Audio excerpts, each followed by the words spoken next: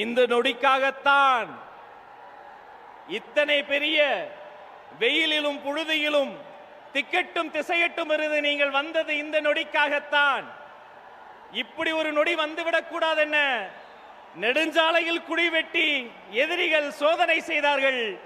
உங்கள் சோதனைகளை உடைத்து சாதனை செய்வதில் சமர்த்தன் எங்கள் தன்னிகர் இல்லா தலைவன் தமிழக வெற்றி கழகத்தினுடைய வெற்றி தலைவர் வருகிறார். தலைமை உரை தருகிறார்.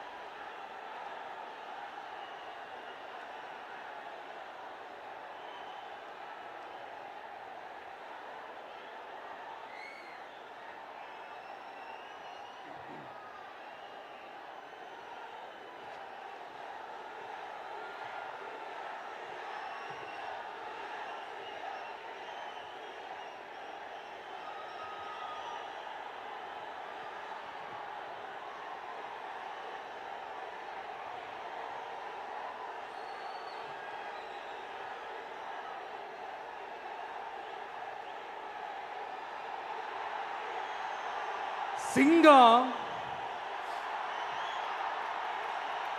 ஒரு சிங்கம் எப்போ எதுலயும் பெக்யூலியர் தான். ஒரு முறை சிங்கம் கர்ஜிச்சதுன்னா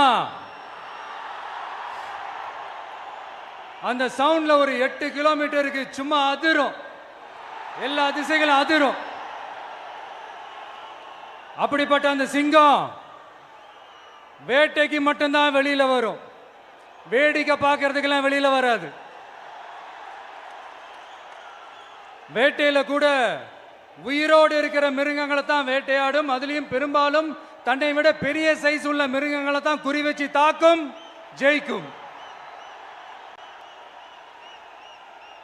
எவ்வளவு பசியில் இருந்தாலும் உயிர் இல்லாததை கெட்டு போனதை தொட்டு கூட பார்க்காது. அப்படிப்பட்ட அந்த சிங்கம் அவ்வளவு ஈஸியா எதையும் தொடாது, தொட்டா விடாது. காட்டோட 4 பக்கமும் மார்க்கிங் மை டெரிட்டரின்னு தன்னுடைய பவுண்டரியை தானே வகுக்கும். அப்படிதான் அந்த காட்டையே தன்னோட கண்ட்ரோல்ல வச்சிருக்கும். சிங்கத்துக்கு கூட்டத்தோட இருக்கிறதுக்கும் தெரியும், தனியா இருக்கிறதுக்கும் தெரியும். அப்படியே தனியா வரணும்னு நினைச்சாலும் அஞ்சாம அலட்டிக்காம சும்மா கெத்தா தனியன். And even if it is single, it will be the king of jungle. It is not only a description but also a clear declaration. சிங்கத்தை பத்தி பேசிட்டு நம்ம சிங்க குட்டிகளையும் சிங்க பெண்களையும் பத்தி நம்ம பேசாம இருக்க முடியுமா? அவங்கள எப்படி நான் மறப்பேன்? அவங்க தான் என்னுடைய உயிராச்சே. என் நெஞ்சில் கொடியிருக்கும்.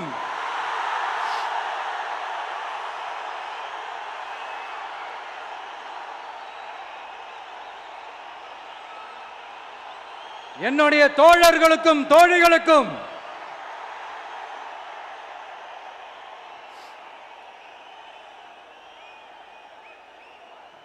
நேர்ல வர முடியாத சூழல்ல வீட்டில் இருந்துகிட்டே நம்மளுடைய இந்த மாநாட்டில் நேரலை வாயிலாக கலந்துகிட்டு இருக்கிற என்னுடைய அம்மாக்கள், அக்கா தங்கைகள், அண்ணன் தம்பிகள், நண்பர்கள் அனைவருக்கும் என்னோட உயிர் வணக்கம். என்னோட உயிர் வணக்கம். என்னோட உயிர் வணக்கம்.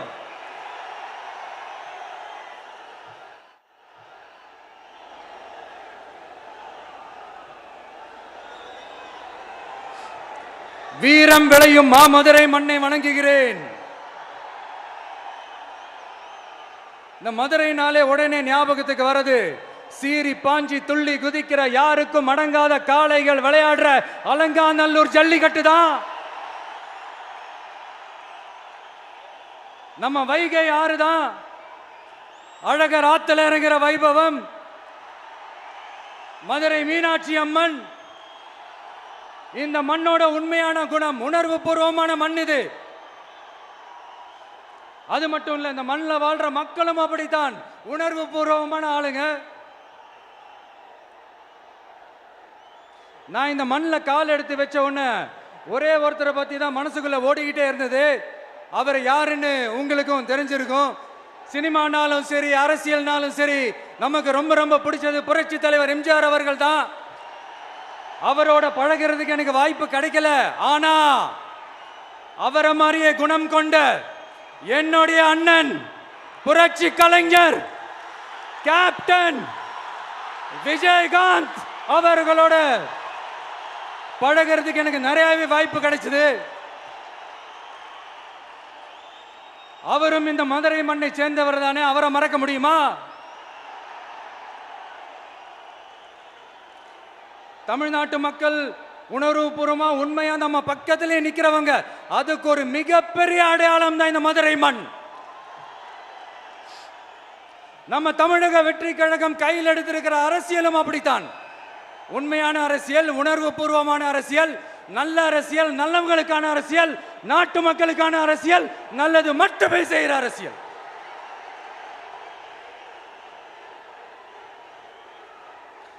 இதோ நம்மளுடைய இந்த 2வது மாநில மாநாடு வாகை சூடும் வரலாறு திரும்புகிறது.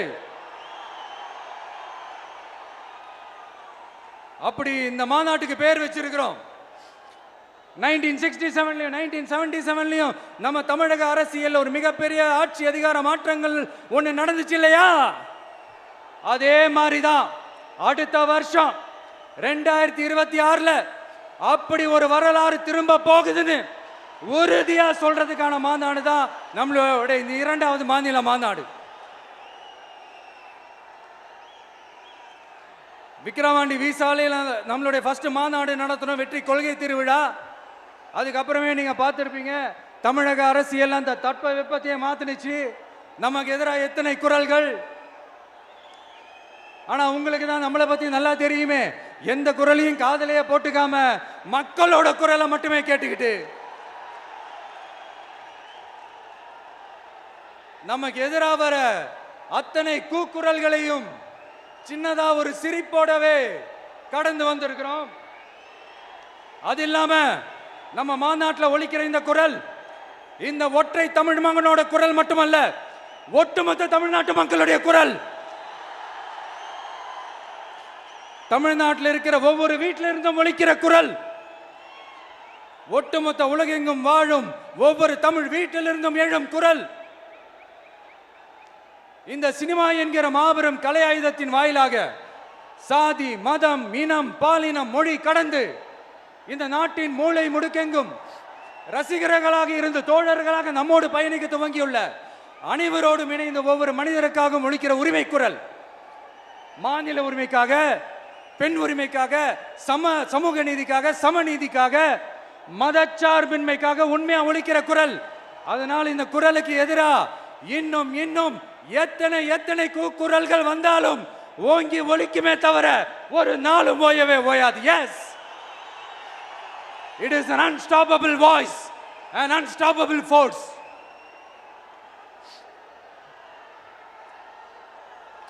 நம்ம அரசியலுக்கு வர்றதுக்கு முன்னாடி, அட இவரெல்லாம் வரமாட்டாரியா, அவரே வரல, இவரே வரல, இவருங்க வர போறாரு அப்படின்ட்டு நிறைய பேர் ஜோஷியம் சொன்னாங்க. அப்புறம் நம்ம கட்சியினுடைய பேர் அறிவிச்சதுக்கு அப்புறம், பேரு தானே அறிவிச்சிருக்கிறாரு, மக்கள் கிட்ட பேர் வாங்கணும்ல, அதெல்லாம் முடியாதுன்னாங்க. அப்புறம் ரொம்ப முக்கியமா மாநாடுலாம் எவ்வளோ பெரிய விஷயம், அதெல்லாம் இவர் ஒத்தால எப்படி பண்ண முடியும், சும்மா பக்கத்தில் புஷியானதை வச்சுக்கிட்டு மாநாடுல எப்படி நடத்தி காட்ட முடியும், அதெல்லாம் அவங்களால முடியாது. அப்புறம் மழை பெஞ்சு எல்லாத்தையும் கெடுத்துரும்.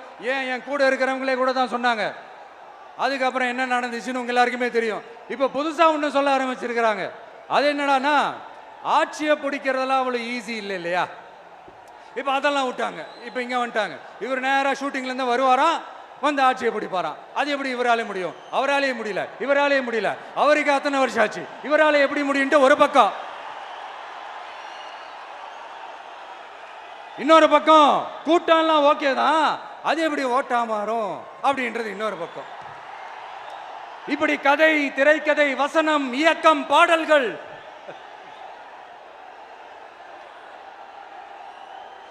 அதனால இந்த அரசியல் ஆய்வாளர்களுக்கு நான் சொல்றதெல்லாம் ஒன்னே ஒண்ணுதான், நல்லா கேட்டுக்கங்க. இந்த விஜய் ஏதோ இந்த பல லட்சம் பேர் கூட்டுற கூட்டத்தில் மட்டுமே இருக்கிறாரு அப்படின்னு மட்டும் தப்பு கணக்கு போட்டாதீங்க. ஏன்னா நம்மளுடைய இந்த கூட்டம் வெறும் ஓட்டா மட்டும் இல்லைங்க, வரப்போற தேர்தலில் மக்கள் விரோத ஆட்சியாளர்களுக்கு நாம வைக்க போற வேட்டா, நம்மளை கோட்டைக்கு அனுப்ப போற ரூட்டா இருக்க போதுன்னு சீக்கிரமாவே தெரிஞ்சுப்பீங்க. ஏன்னா கோடிக்கணக்கானவங்களோட ஹார்ட்லையும் வீட்லையும் ஏற்கனவே ஆல்ரெடி உயிரா, உணர்வா, உறவா இருக்கிறோம். நம்மளுடைய கனெக்ட் எல்லாம் வெறும் மக்களோட மட்டும்தான். நாம யாருன்னு அவங்களுக்கு தெரியும், அவங்க யாருன்னு நமக்கு தெரியும். நாமளும் நம்ம மக்களும் எப்படி இருக்கிறோம்னு எதிரிகளுக்கு நல்லாவே தெரியும். இருந்தாலும் இந்த விஜய் எதுக்குப்பா வந்திருக்கிறாரு, இவர் என்ன புதுசா என்ன திட்டம்லாம் சொல்லிட்டாரு அப்படின்னு வேற நிறைய கேள்விகள். இந்த சொல்றேன் தெரிஞ்சுக்கங்க. பெண் குழந்தைகள், பெண்கள் மற்றும் வயசானவங்களோட பாதுகாப்புல தான் நம்ம பிரையாரிட்டியே.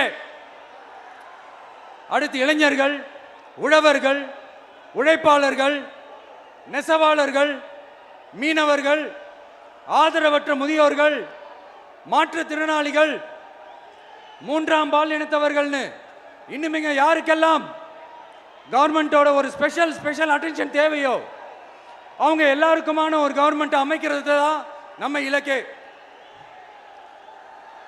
நான் ஏற்கனவே சொன்னதை தான் இங்க நான் திரும்பவும் சொல்றேன். நம்மளுடைய இந்த தமிழக வெற்றி கழகம் ஏதோ அரசியல் ஆதாயத்துக்காக தொடங்கப்பட்ட கட்சியெல்லாம் கிடையாதுங்க. கொள்கை கோட்பாடுகளோடு தந்தை பெரியார், பெருந்தலைவர் காமராஜர், அண்ணல் அம்பேத்கர், வீரமங்க வேலு நாச்சியார், மக்கள் சேவகர் அஞ்சலை அம்மாள், நம்மளுடைய 5 கொள்கை தலைவர்களோட வழிகாட்டுதல்களோடு தொடங்கப்பட்ட கட்சி. நம்ம ஸ்டாண்ட்ல நாம எப்பவுமே ஸ்ட்ராங்கா தாங்க இருக்கிறோம். அதுல எந்த மாற்றத்துக்கோ எந்த சமரசத்துக்கோ துளி கூட இடமில்லை. நம்மளுடைய ஒரே கொள்கை எதிரி பாஜக தான். நம்மளுடைய ஒரே அரசியல் எதிரி திமுக தான்.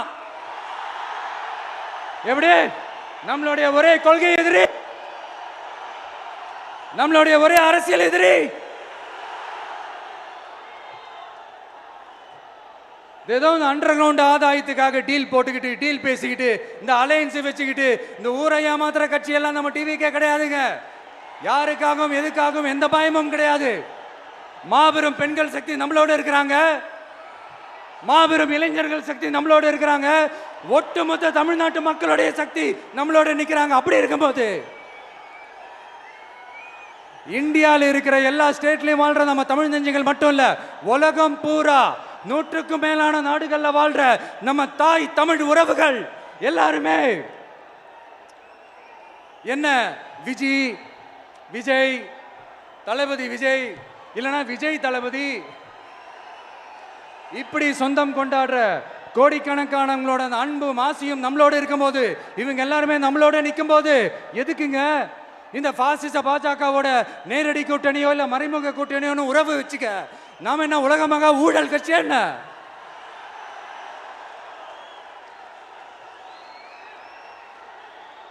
நம்மளை பத்தி சின்னதா ஒரு உண்மை ஒண்ணு சொல்லலாமா? என்னடா இவர் வாயால இப்படி சொல்றாருன்ட்டு யாரும் தவறா நினைச்சுக்க வேணாம். ஏன்னா இது ஒரு விதத்துல ஒரு ஃபேக்டும் கூட, அதனால தான் நான் சொல்லணும்னு ஆசைப்படுறேன். நம்ம யார் தெரியும்ல, நாம எல்லாருமே சொல்றேன், நாம யார் தெரியும்ல, இந்தியாவின் மாபெரும் மக்கள் சக்தி கொண்ட ஒரு மகத்தான வெகுஜன மக்கள் படை.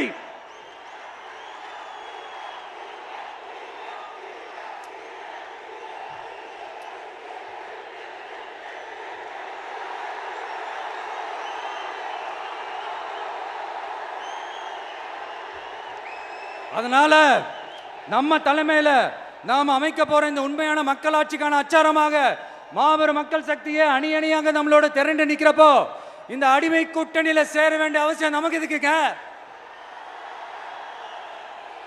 நம்மளுடைய இந்த கூட்டணி சுயமிழந்த கூட்டணியெல்லாம் இருக்காது, சுய மரியாதை கூட்டணியா தான் இருக்கும். இந்த ஒரு பக்கம் RSS கிட்ட அடிபணிஞ்சுக்கிட்டு, இன்னொரு பக்கம் மதச்சார்பற்ற கூட்டணின்னு இந்த மக்களை ஏமாத்துற கூட்டணியெல்லாம் நம்ம கூட்டணி இருக்காது.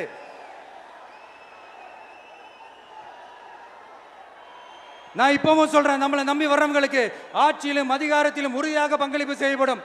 உடனே இந்த கேள்விகள்லாம் வரும். அப்ப யாரு கூட்டணி, யாரு வரா, யாரு போறா, இந்த கேள்விகள்லாம் வரும். இந்த கேள்விகளுக்கெல்லாம் ஒரே ஒரு பதில் தான், சஸ்பென்ஸ்ல சஞ்சாரம் செய்யுங்க. ஆனா ஒண்ணு, 2026ல 2 பேருக்கு நடுவுல தான் போட்டியே. ஒன்னு டிவிகே, இன்னொன்னு டிஎம்கே. இந்த போட்டி எப்படி இருக்க போதுன்னா, இந்த அலையன்ஸை வச்சு எப்படியாவது நம்ம தப்பிச்சிடலாம். என்ன இந்த பழைய இந்த மேத்தமேட்டிக்ஸ், அரித்மேட்டிக்ஸ் இதெல்லாம் வச்சு எப்படியாவது நம்ம தப்பிச்சிடலாம் அப்படின்னு நினைக்கிறவங்களோட அந்த கனவு ஒரு நாளும் மைப்படாது. சரி, இப்ப நம்ம வேற ஒரு ஏரியாவுக்கு ஒன்று வருவோம். எதிர்காலம் வரும், என் கடமை வரும், இந்த கூட்டத்தின் ஆட்டத்தை ஒழிப்பேன்.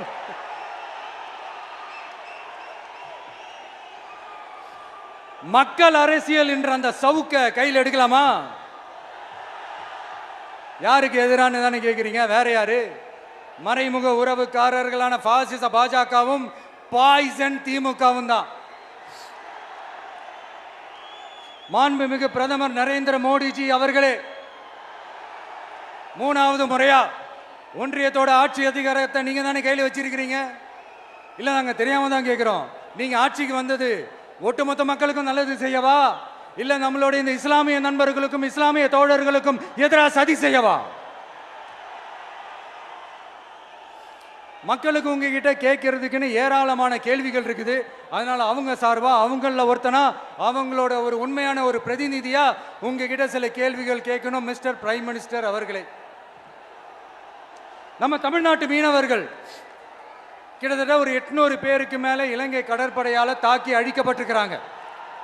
அதை கண்டிக்கிறதுக்காக உங்களை பெருசா எதுவும் செய்ய சொல்லல, சின்னதா ஒண்ணு மட்டும் செஞ்சு கொடுங்க. இனிமேலாச்சும் எங்களுடைய மீனவர்கள் பாதுகாப்பா இருக்கிறதுக்காக இந்த கச்சத்தீவை இலங்கை கிட்ட இருந்து மீட்டு கொடுத்துருங்க, அது போதும். உங்களுடைய இந்த முரட்டு பிடிவாதத்தால நீங்க நடத்துற இந்த நீட்டு தேர்வு, அதனால இங்க என்னென்ன நடக்குதுன்னு சொல்றதுக்கே மனசு வலிக்குது. அதனால அந்த நீட்டு தேர்வு தேவையில்லைன்னு அறிவிச்சிருங்க, அது போதும். செய்வீர்களா திரு நரேந்திரபாய் தாமோதர் மோடிஜி அவர்களே? எங்களுக்கு என்னென்ன தேவையோ, என்னென்ன நல்லதோ அதெல்லாம் செய்ய மாட்டேங்கிறீங்க. ஆனா ஆட்சி அதிகாரத்தை மட்டும் கையில வச்சுக்கிட்டு மக்களை ஏமாத்த நேரடியாக ஒரு பாசிச பாஜக அடிமை கூட்டணி ஒண்ணு. அடுத்து உங்களோட இந்த மைனாரிட்டி ஆட்சியை ஓட்டுறதுக்காக மறைமுகமாக RSS அடிமை குடும்பம்னு இன்னொரு கூட்டணி. இப்படி மக்கள் சக்தியே இல்லாத இந்த ஊழல் கட்சிகளை மிரட்டி அடிபணிய வச்சு 2029 வரைக்கும் சொகுசு பயணம் போயிடலாம்னு திட்டம் தீட்டி வச்சிருக்கிறீங்க. அதானே ஜி? என்ன ஜி? ஒண்ணு மட்டும் சொல்றேன், தெரிஞ்சுக்கங்க. என்னதான் நீங்க இந்த நேரடி மறைமுக கூட்டணின்னு குட்டிகரணம் போட்டாலும் தாமரை இலையில தண்ணியே ஒட்டாது. தமிழக மக்கள் மட்டும் எப்படி ஒட்டுவாங்க?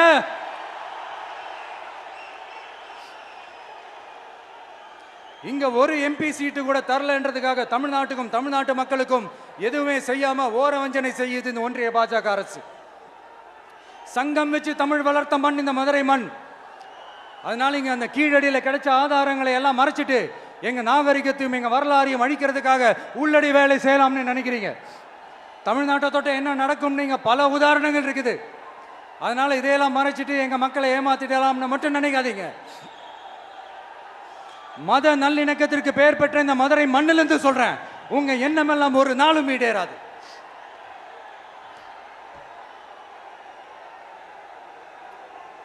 எம்ஜிஆர்னா யார் தெரியும்ல? அவர் மாஸ்னா என்னன்னு தெரியும்ல? அவர் உயிரோடு இருக்கிற வரைக்கும் அந்த சிஎம் சீட்டை பத்தி ஒருத்தராலையும் நினைச்சு கூட பார்க்க முடியல, கனவு கூட காண முடியல.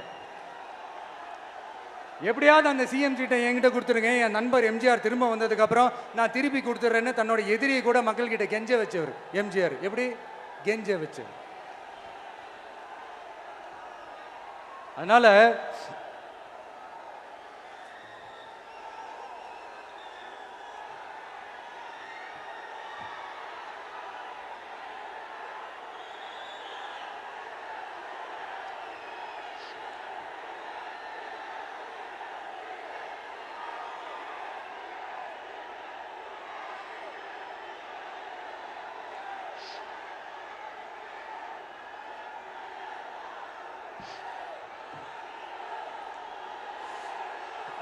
ஆனா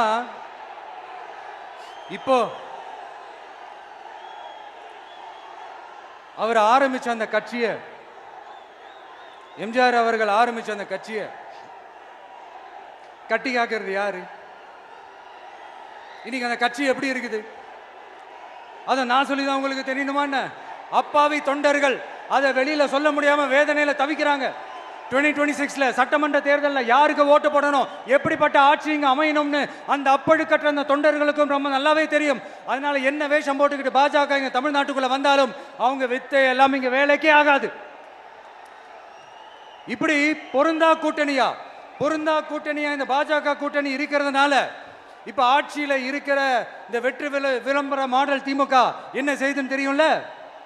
பாஜகவோட உள்ளுக்குள்ள ஒரு உறவை ஒன்று வச்சுக்கிட்டு வெளியில எதிர்க்கிற மாதிரி ஒரு டிராமா ஒன்று பண்ணிக்கிட்டு, எதிர்கட்சியா இருந்தா போங்க மோடின்னு பலூன் விடுறது, ஆளுங்கட்சியா இருந்தா வாங்க மோடின்னு கொடை பிடிச்சிக்கிட்டு கும்பிடு போடுறது. இது மட்டுமா? ஒரு ரைடுன்னு ஒன்று வந்துட்டா போதும், இது வரைக்கும் போகவே போகாத ஒரு மீட்டிங், அதை காரணம் காட்டி டெல்லிக்கு போறது, அங்க ஒரு சீக்ரெட் மீட்டிங் நடத்துறது. நல்லா நோட் பண்ணணும் மக்களே, அந்த மீட்டிங் அப்புறம் இந்த இஷ்யூ அப்படியே காணாம போயிருக்குமே.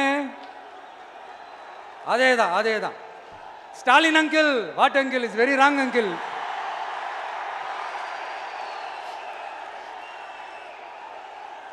இப்படி தமிழ்நாட்டில் இப்ப நடக்கிற இந்த ஆட்சியினுடைய லட்சணத்தை பார்த்துக்கிட்டு நாம எப்படி சும்மா இருக்க முடியும்?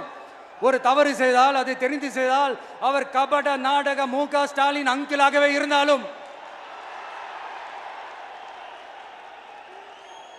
அங்கிள் உங்களுக்கு மனசாட்சின்னு ஒன்று இருந்துச்சுன்னா நாங்க கேட்கிற கேள்விகளுக்கு மட்டும் கொஞ்சம் பதில் சொல்லுங்க அங்கிள். நீங்க நடத்துற இந்த ஆட்சியில நேர்மை இருக்கா, நியாயம் இருக்கா, ஊழல் இல்லாம இருக்கா, சட்டம் ஒழுங்கு சரியா இருக்கா, பெண்களுக்கு பாதுகாப்பு இருக்கா, பொதுமக்களுக்கு பாதுகாப்பு இருக்கா, இயற்கை வளங்களுக்கு பாதுகாப்பு இருக்கா? சொல்லுங்க மை டியர் அங்கிள், சொல்லுங்க. டாஸ்மாக்ல மட்டுமே இது வரைக்கும் 1000 கோடிக்கு மேல ஊழல்னு சொல்றாங்க. அதுல மட்டுமா தப்பு நடக்குது? வேற எதுல தான் நடக்கல? உலகத்திலே மிஸ்டர் கிளீன் ரெக்கார்ட்ஸ் எல்லாம் உங்களுக்கும் உங்க கூட இருக்கிறவங்களுக்கும் மட்டும்தான் அங்கிள் கொடுக்கணும். இதை பார்த்து வாயே இல்லாத ஊரு கூட வயிறு வலிக்கு சிரிக்குது. பெண்களுக்கு 1000 ரூபாய் கொடுத்துட்டீங்கன்னா போதுமா அங்கிள்? அப்படியே அது மூடி மறைச்சிடலான்னு பாக்குறீங்களா?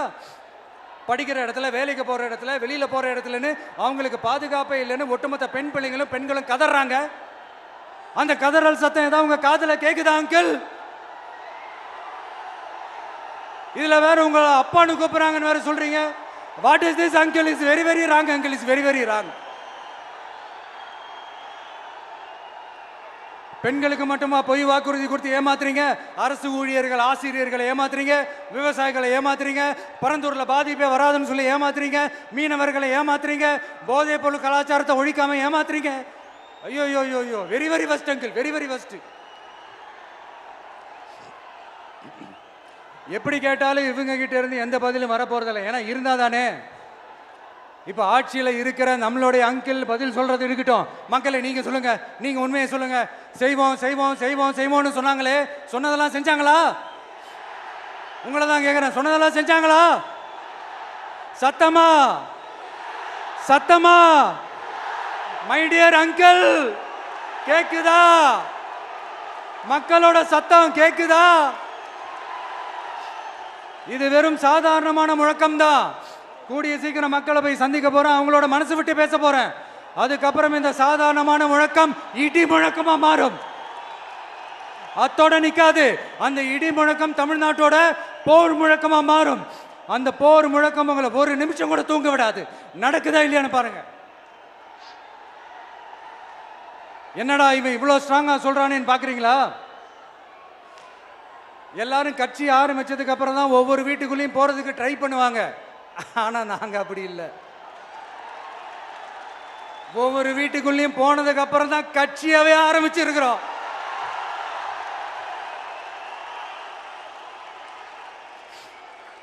அதனால ஒட்டுமொத்தமா எல்லாருமா சேர்ந்து இந்த திமுக ஆட்சியை, கபட நாடக திமுக ஆட்சியை 2026 தேர்தலில் வீட்டுக்கு அனுப்புறோம்.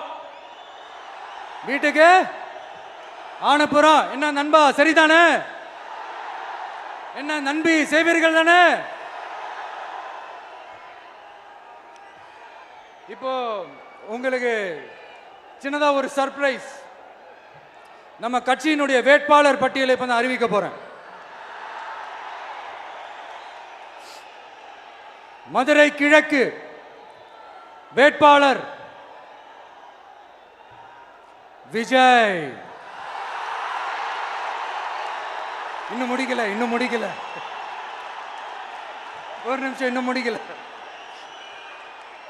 மதுரை மேற்கு வேட்பாளர் விஜய். மதுரை மத்தி வேட்பாளர் விஜய். மதுரை தெற்கு வேட்பாளர் விஜய். மதுரை வடக்கு வேட்பாளர் விஜய். மேலூர் விஜய். சோழவந்தான் விஜய். திருப்பரங்குன்றம் விஜய். திருமங்கலம் விஜய். உசிலம்பட்டி விஜய்.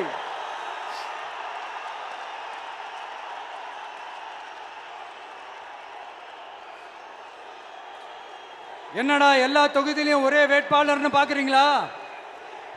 234 தொகுதியிலையும் இந்த விஜய் தான், அதாவது உங்க விஜய் தான் உங்க சின்னம்.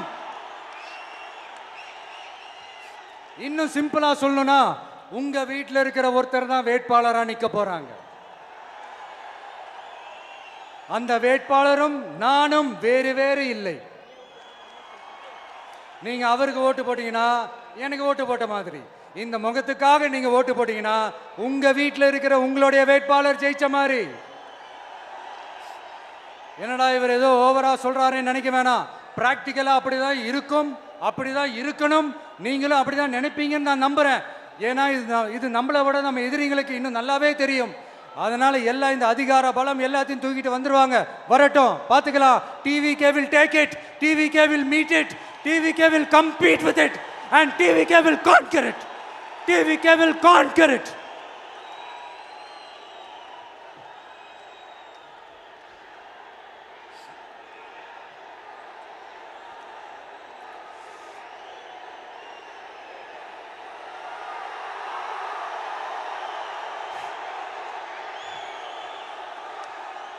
இந்த நேரத்தில் நம்ம மனசுல இருக்கிறத மக்கள் கிட்ட சொல்லி ஆகணும். தூத்துக்குடி ஸ்னோலினோட அம்மா என்ன அவங்களோட தம்பி, இன்னும் அவங்க பொண்ணுக்கு நான் தாய் மாமன்னு சொன்னாங்க. அந்த அக்காவோட குழந்தைக்கு மட்டும் இல்லைங்க, என்ன அண்ணனா தம்பியா நினைக்கிற தமிழ்நாட்டில் இருக்கிற என்னோட எல்லா சகோதரிகளின் குழந்தைகளுக்கும் நான் இன்னைக்கு மட்டும் இல்ல, என்னைக்குமே ஒரு தாய் மாமனா தான் இருப்பேன். நீங்க எல்லாரும் என்னுடைய ரத்த உறவு, கூட பிறந்த பொறுப்பு. என் வீட்டு ரேஷன் கார்டில் வேணா உங்க பேர் இல்லாம இருக்கலாம், உங்க வீட்டு ரேஷன் கார்டில் வேணா என் பேர் இல்லாம இருக்கலாம். ஆனா நாம் எல்லாரும் ஒண்ணுதான், உறவு தான். நமக்கு இடையே எந்த அரசியலும் உள்ள நுழையவே முடியாது. என்கிட்ட இருந்து உங்களையும் உங்ககிட்ட இருந்து என்னையும் எந்த சக்தியாலும் பிரிக்கவே முடியாது. அப்புறம் நான் ஒன்றும் இந்த மார்க்கெட் போனதுக்கு அப்புறம், ரிட்டையர் ஆனதுக்கு அப்புறம் அடைக்கலம் தேடி அரசியலுக்கு வரல, படைக்கலனோட வந்திருக்கிறோம். பவர்ஃபுல் ஃபோர்ஸோட, மாபெரும் படை வரிசையோட, எல்லாத்துக்கும் தயாராகி தான் வந்திருக்கிறோம். இவ்வளவு தயாரா நாம அரசியலுக்கு வர்றதுக்கு ரொம்ப ரொம்ப முக்கிய காரணம் ஒன்று இருக்கு. அது என்ன தெரியுமா? நன்றி கடன், நன்றி கடன், நன்றி கடன். கிட்டத்தட்ட ஒரு 30 வருஷமா, 30 வருஷத்துக்கு மேல நீங்க தான், நம்ம மக்கள் தான் என் கூட நிக்கிறீங்க, எனக்காக நிக்கிறீங்க, என்னை தாங்கி பிடிக்கிறீங்க, மனசுல ஏந்தி பிடிக்கிறீங்க, தாய் அன்போட மடியில ஏந்திக்கிறீங்க. உண்மையை சொல்லணும்னா வேற யாரை விடவும் எனக்கு இந்த அன்பையும் ஆதரவையும் கொடுத்துருக்கிறீங்க. என் மேல உயிரையே வச்சிருக்கிறீங்க. என்ன உங்க வீட்டுல ஒருத்தனாவே ஆக்கிட்டீங்க. நீங்க எனக்கு கடவுள் கொடுத்த வரம்.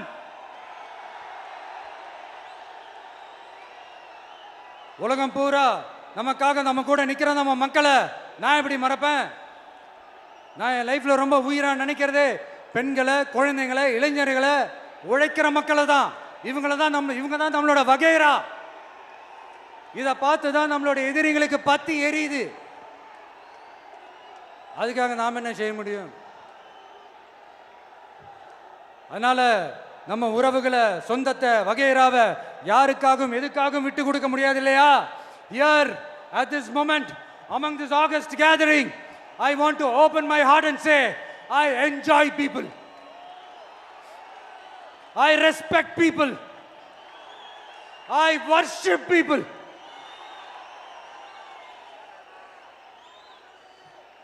சரிப்பா, இவ்வளவு செஞ்ச நம்ம மக்களுக்கு நன்றி கடனா உன்னால முழுமையா செலுத்த முடியுமான்னு கேட்டா சத்தியமா சொல்றேன், என்னால முடியாதுதான். இன்னும் எத்தனை ஜென்மம் எடுத்தாலும் அந்த நன்றி கடனை என்னால தீர்க்கவே முடியாது. அப்புறம் என்ன மானாவுக்கடா நீ வந்திருக்க அதானே கேட்குறீங்க? மைண்ட் வாய்ஸ் கேட்ட மாதிரி இருந்தது. வாழ்நாள் முழுக்க நம்ம மக்களுக்காக ஆதரவா துணையா நிக்கிறத தவிர, அவங்களுக்காக உழைக்கிறத தவிர எனக்கு வேற எந்த எண்ணமும் இல்லை. எனக்கு இப்ப வேற வேலையும் இல்லை. இனிமே எனக்கு இதுதான் என் வேலையே, என் கடன். இனி என் மக்களுக்கு பணி செய்து கிடப்பதே. இப்படியா ஹார்ட் டு ஹார்ட் யதார்த்தமா பேசிய பழகிட்டோம். இதுக்கு மேலேயும் எனக்கும் மக்களுக்கும் இடையே இருக்கிற அந்த உறவை பத்தி நான் பேச ஆரம்பிச்சேன்னா ஒரு மாதிரி எமோஷனல் ஆகிடுவேன். அப்புறம் அதை கண்ட்ரோல் பண்ணுறது ரொம்ப கஷ்டம். அதனால என்னை மனசார நேசிக்கிற நம்ம மக்களுக்கு ஒன்றே ஒன்று சொல்கிறேன்.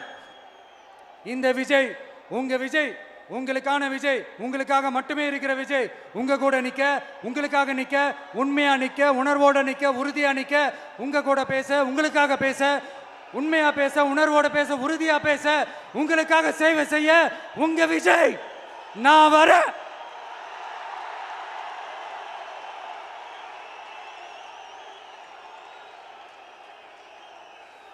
சொல்லல முக்கியம், செயல் செயல் செயல் தான் முக்கியம்.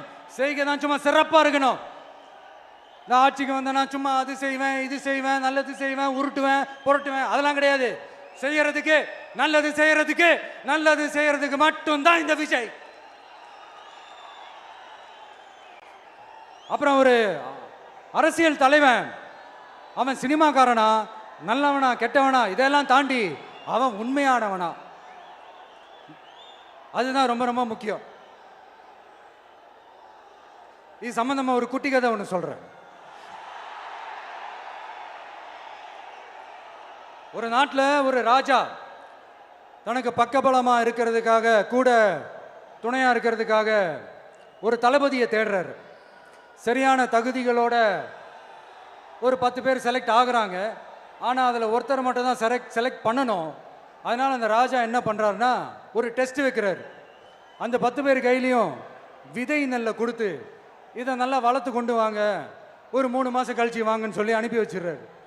3 மாதம் கழிச்சு வரும்போது அதில் ஒருத்தர் ஆள் உயரத்துக்கு வளர்த்துருந்தாரு, ஒருத்தர் தோல் உயரத்துக்கு வளர்த்துருந்தாரு.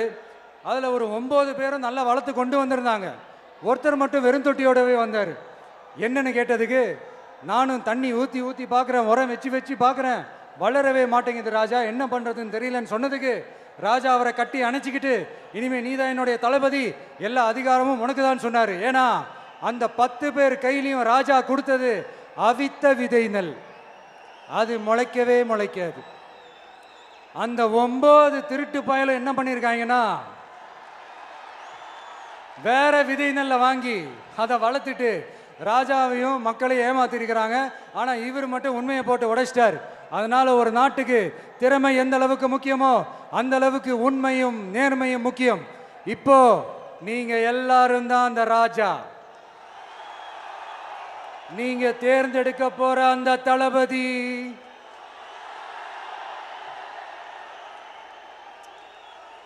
சும்மா சினிமாக்காரன் சினிமாக்காரன் சினிமாக்காரன். அம்பேத்கர் அவர்களை தோக்கடிச்சது சினிமாக்காரன் இல்ல, அரசியல்வாதி. காமராஜர் அவர்களை தோக்கடிச்சது, இங்க விருதுநகர் பகுதியில் தோக்கடிச்சது சினிமாக்காரன் இல்ல, இன்னொரு அரசியல்வாதி. இன்னைக்கும் நம்ம கூட வாழ்ந்துட்டு இருக்கிற நல்ல கண்ணு ஐயாவை தோக்கடிச்சது சினிமாக்காரன் இல்ல, அரசியல்வாதி. இப்படிப்பட்ட நல்ல நல்ல தலைவர்களை எதிர்த்து நின்று தோக்கடிக்கணும்னு அந்த எண்ணத்தை உருவாக்குனது சினிமாக்காரன் இல்ல, அரசியல்வாதி. அதனால எல்லா அரசியல்வாதியும் அறிவாளியும் கிடையாது, எல்லா சினிமாக்காரனும் முட்டாளும் கிடையாது. கான்பிடண்டா இருங்க, நல்லதே நடக்கும், வெற்றி நிச்சயம். மீண்டும் சந்திக்கும் வரை நன்றி, வணக்கம்.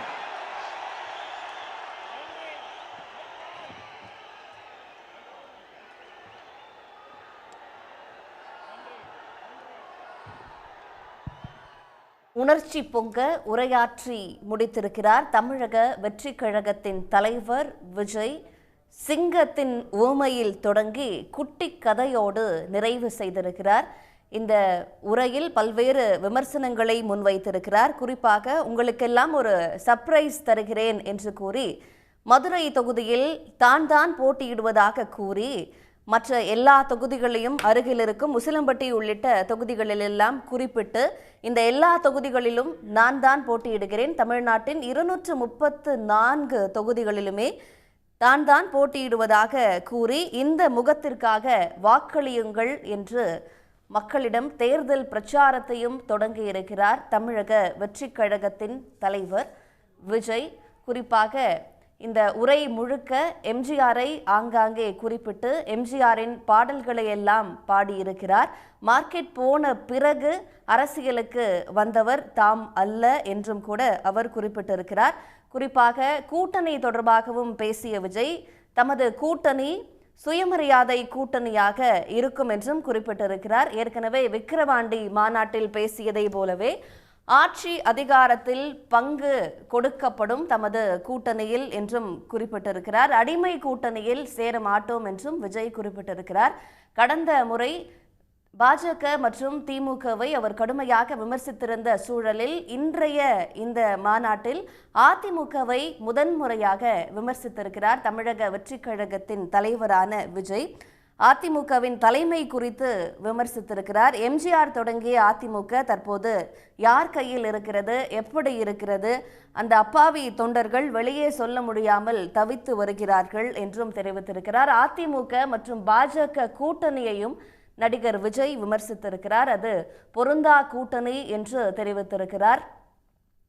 ஒரே கொள்கை எதிரி பாஜக, அரசியல் எதிரி திமுக என்று மறுபடியும் அதனை பேசியிருக்கிறார். ரகசிய கூட்டணி வைத்துக்கொண்டு ஏமாற்றும் கட்சி அல்ல தாவேக என்றும் அவர் தெரிவித்திருக்கிறார். மேலும் அடைக்கலம் தேடி படைக்கலனுடன் வந்திருக்கிறேன், ஏற்கனவே எல்லா வீட்டிலும் தமிழ்நாட்டில் எல்லா வீட்டிற்குள்ளும் நுழைந்த பிறகுதான் கட்சியை தொடங்கி இருக்கிறோம், அடைக்கலம் தேடி படைக்கலனுடன் வந்திருக்கிறேன், எனது முகத்திற்காக வாக்களியுங்கள் என்றும் தெரிவித்திருக்கிறார். நன்றி கடனுக்கான அரசியலுக்குள் வந்து மக்கள் சேவையாற்ற வந்திருப்பதாகவும் அவர் குறிப்பிட்டிருக்கிறார்.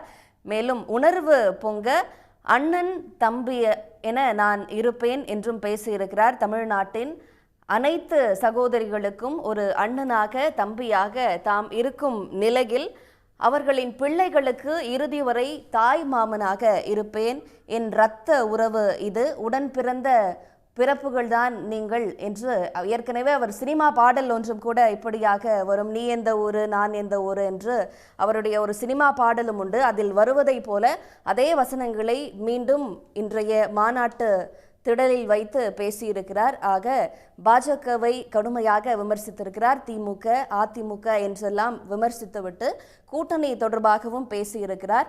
தமது கட்சியின் கொள்கை என்ன, பெண்ணுரிமை, மாநில சுயாட்சி, மதச்சார்பின்மை இவையெல்லாம் தான் தன்னுடைய கொள்கைகள் என்று அவர் குறிப்பிட்டிருக்கிறார். ஆங்காங்கே ஆங்கில வசனங்களை எல்லாம் சேர்த்துவிட்டு அவர் பேசியிருக்கிறார். இது அன்ஸ்டாப்பபிள் வார், அன்ஸ்டாப்பபிள் ஃபோர்ஸ் என்று தெரிவித்திருக்கிறார்.